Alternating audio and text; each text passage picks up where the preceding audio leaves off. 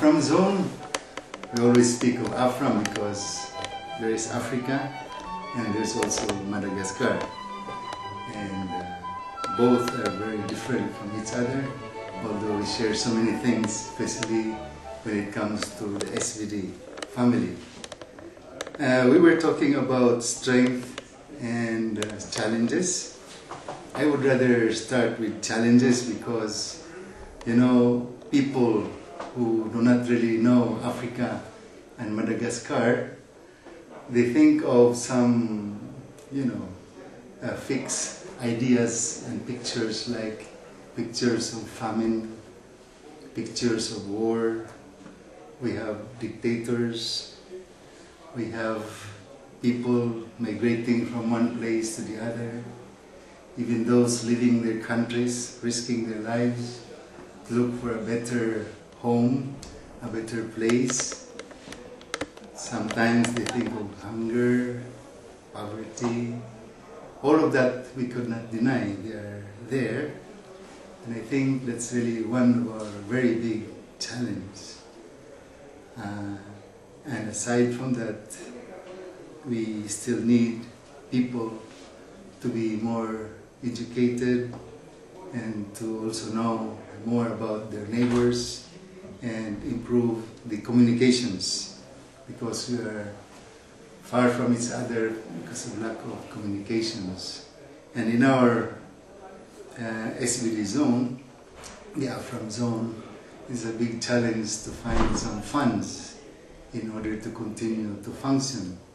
Because as you know, now things are becoming very expensive, and going to very far places, even cars can break down, even the Jeep, and you know, to repair them or to buy petrol it has become very expensive. We could not almost afford it anymore.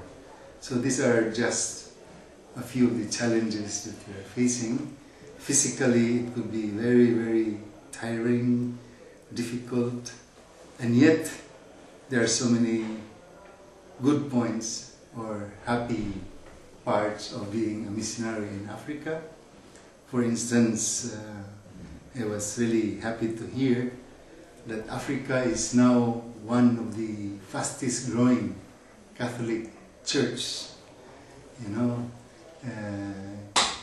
there are so many people who want to become Christians, and even if the catechumenate would last sometimes 3 to 5 years, they take the challenge, and once they become Christians, they are very active.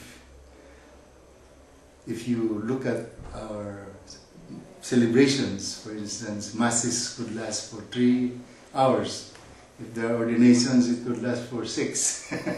So, but everybody enjoys it, and they don't look tired.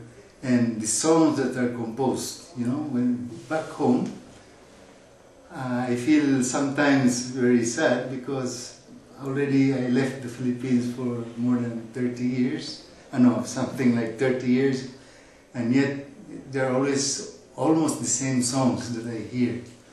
But in Africa, almost every month, every occasion, there are new songs, and coupled with dancing and you know, ooh, how do you call that? Yeah. Okay. So that's one of the strengths of Africa. The lay people, very active and deeply religious. If you go, even the ordinary days, we have halls in the parishes, and there are all kinds of groups doing formation. For instance, if we announce there will be Bible formation for the next week, you might even have 90 or 100 people, you know? They are so interested in that, and especially on the Word of God. Yeah.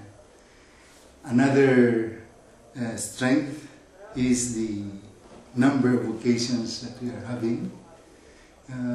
Almost all our entities, provinces, regions, and missions, we have formation houses and formation programs, except in South Sudan, which we just took last April, and perhaps it was prophetical that somebody already gave 500 euros for the for the formation in Sudan.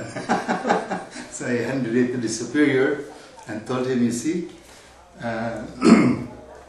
again, people are thinking about this, the youth who might one day be continuing our mission, and that's what is giving us plenty of hope that in the future there will be more African missionaries, not only working in Africa but also working in the different parts of the world. As they say, before Africa was a mission country. That means that people, missionaries from different places, they go to Africa. And now Africa has become a missionary country. That means that we are sending our African young priests and brothers to different parts of the world, also sharing their faith, their enthusiasm, and their conviction of the same one and triune God.